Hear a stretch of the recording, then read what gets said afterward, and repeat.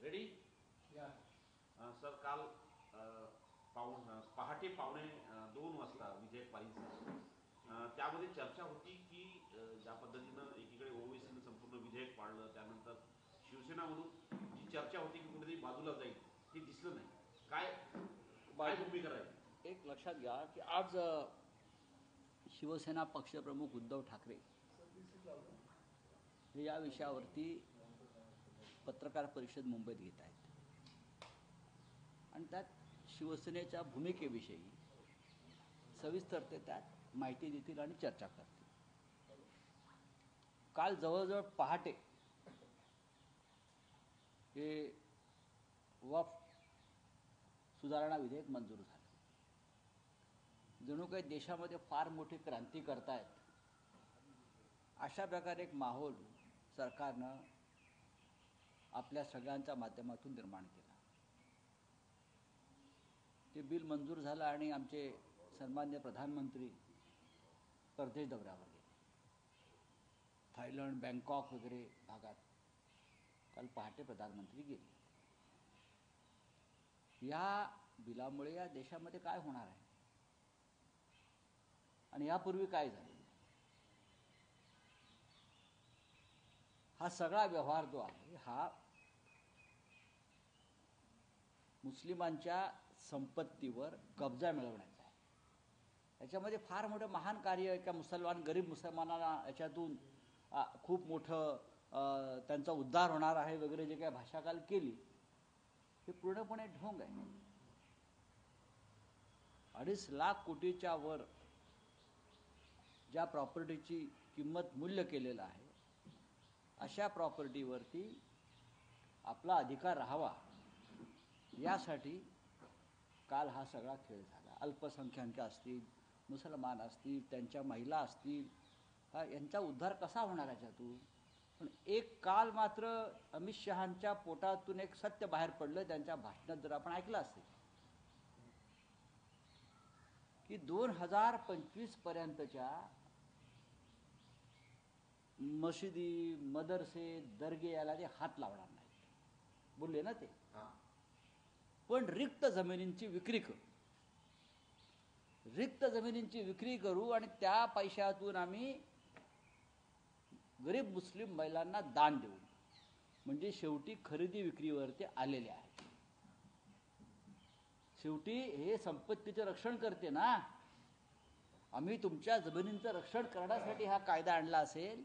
काल नकळत त्यांच्या तोंडातून एक सत्य बाहेर पडलं की रिक्त मोकळ्या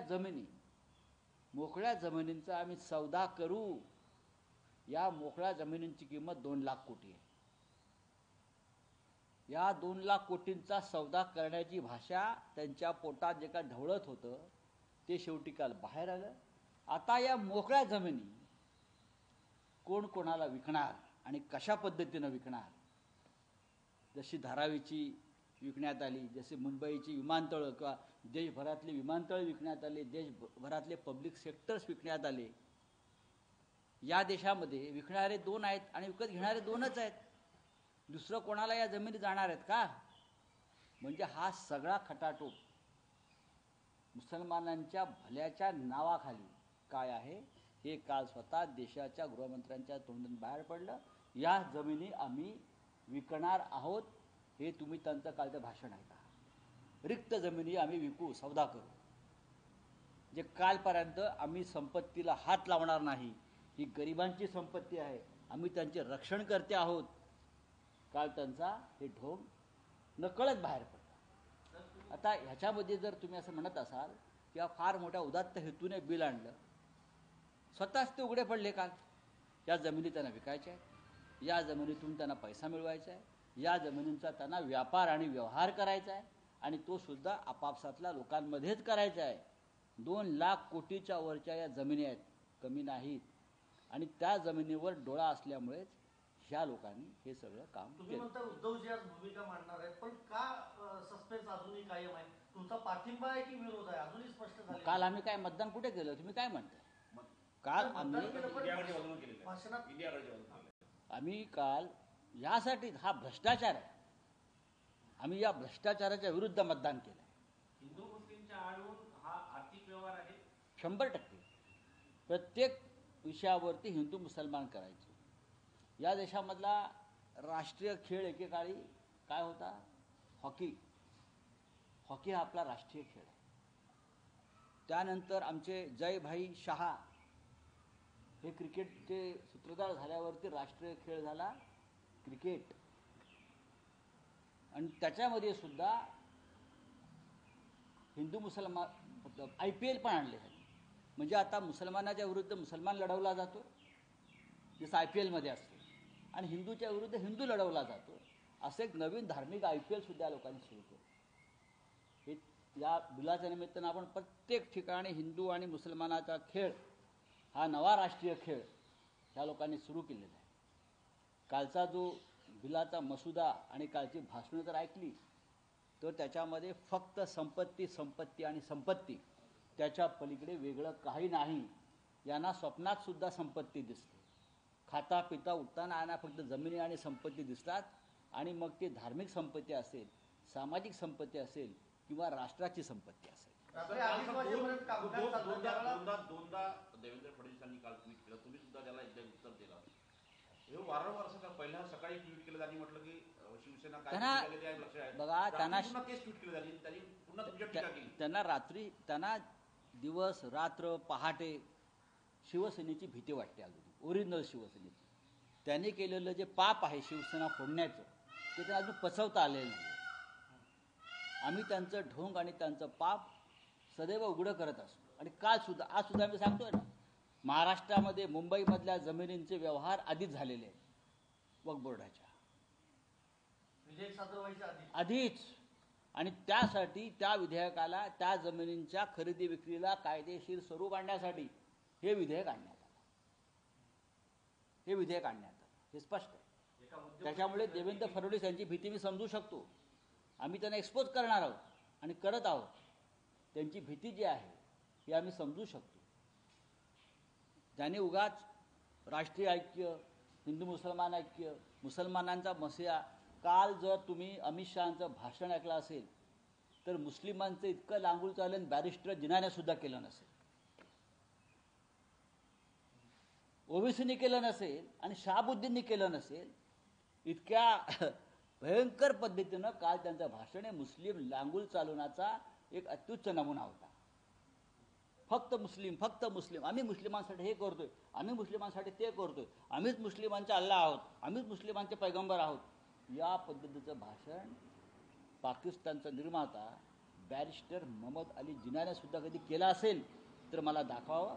जे अमित शहा आणि त्यांच्या लोकांनी केलं. याचं कारण 2 लाख कोटीच्या जमिनी. पण तुमच्यावर पण काय विशेष टीका केली. अरविंद सावंतांचं भाषण संपल्यानंतर तुम्ही आज शिवसैनिक वाटत नाही, काँग्रेस सोबत गेला म्हणून आज तुम्ही का काँग्रेस बरोबर केला? काँग्रेसने मिळवलेलं तुम्हाला स्वातंत्र्य चालतंय का? काँग्रेस पक्षाने मिळवलेलं स्वातंत्र्य चालतंय का? तुम्हाला गांधींचं नेतृत्व चालतंय का? हे मूर्ख आणि भंपक लोक आहेत.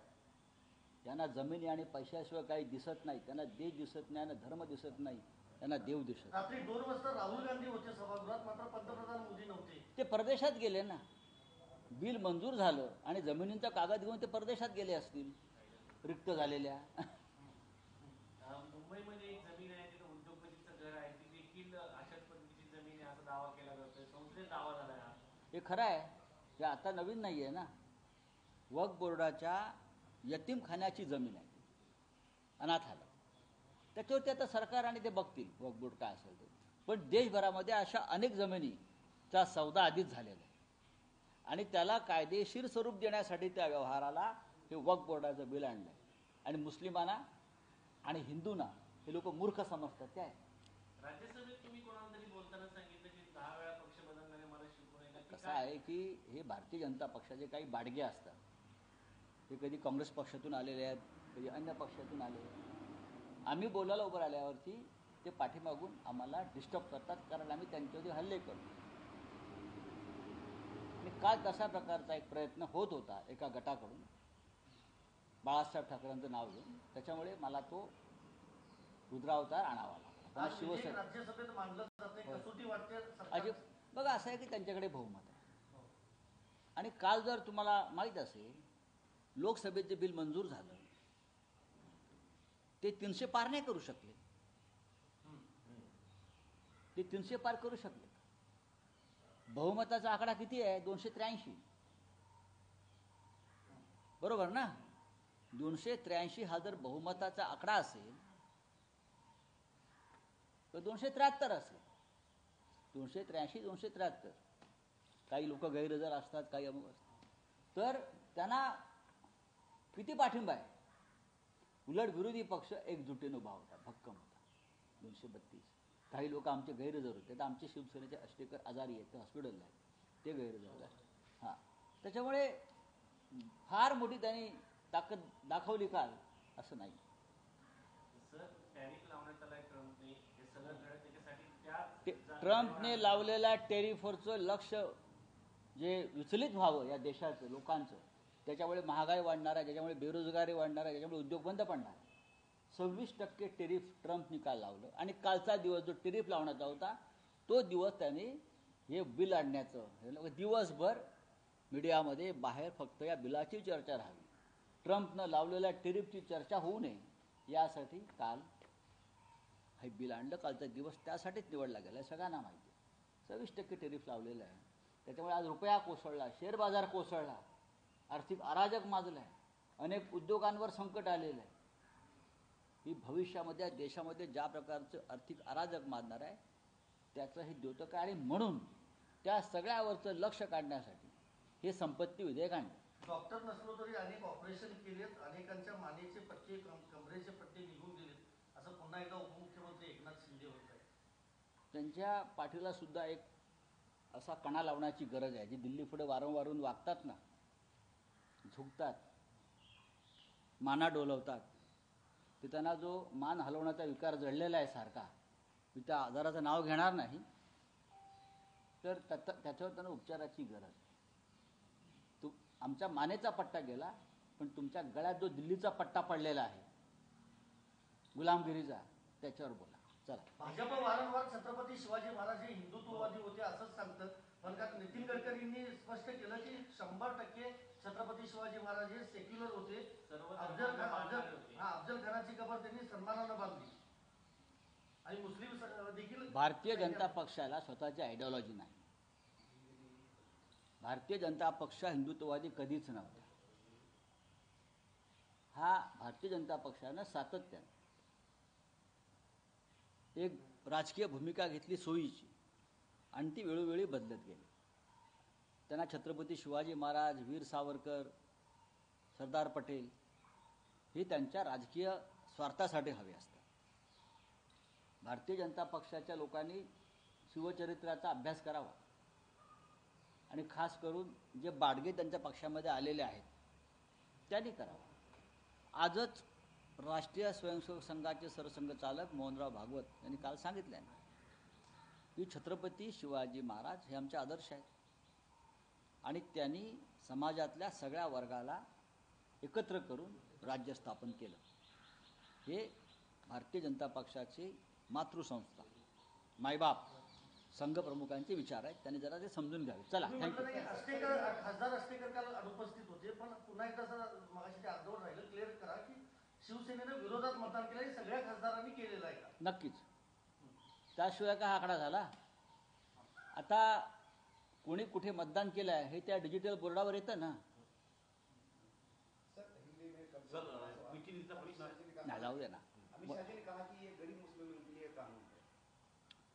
देखिए, कल का अगर आप भाषण फिर एक बार सुन लीजिए, चाहे अमित शाह जी हो, चाहे उनके साथी, मुस्लिम तुष्टीकरण का इतना बड़ा नमूना हमने इतिहास में देखा नहीं.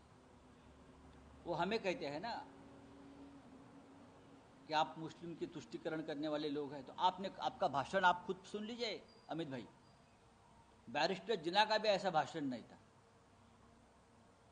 शहाबुद्दीन ने कभी ऐसा भाषण नहीं किया है कि हम ही मुसलमानों के मसीहा है, हम है इसलिए मुसलमान है. अब इतना ही कहना बाकी था कि हम सुनता कर आएंगे और आप हमारे साथ रहिए. आप भाषण पढ़िए उनका. लेकिन कल जो बिल आया है ये मुस्लिमों की हित, मुस्लिम महिलाओं का हित, ये उद्देश्य नहीं है। 2 लाख करोड़ की जो ज़मीनें हैं उनके ऊपर उनकी नज़र है। भाषण में कहा कि हम 2025 की पहले वाली जो प्रॉपर्टीज़ है, यानी मस्जिद है, दरगाह है या मदरसे, उसको हम हाथ नहीं लगाएंगे, लेकिन जो रिक्त ज़मीन है वो बेचकर हम गरीबों में उनका पैसा बांटेंगे। उसका मतलब खरीदी बिक्री आ गई, बेचने वाली बात आ गई। अब ये 2 लाख करोड़ की ज़मीन आप किसको बेचेंगे? इस देश में तो 1-2 लोग हैं जो खरीदार है, जिनको एयरपोर्ट मिलता है, जिनको धारावी मिलती है, जिनको देश के सभी उद्योग मिलते हैं। ऐसे कितने लोग हैं जो भारतीय जनता पार्टी के साथ खड़े हैं? तो ये सब ज़मीन का व्यवहार है। आने वाले दिनों में आप देखिए क्या होता है। ये मुस्लिम महिलाओं का हित वगैरह सब झूठ है। मुस्लिम महिलाओं को खाते में पैसे डालेंगे, 15 लाख डालो पहला, जो 2014 में आपने वचन दिया था। ये सब ज़मीन का घपला है। ये बिल आने से पहले ही देश भर के प्राइम लोकेशन पर वक्त की जो ज़मीन है उनका सौदा हो गया है ये लोगों से, और उनको एक लीगल फ्रेम में बिठाने के लिए ये बिल लाया है।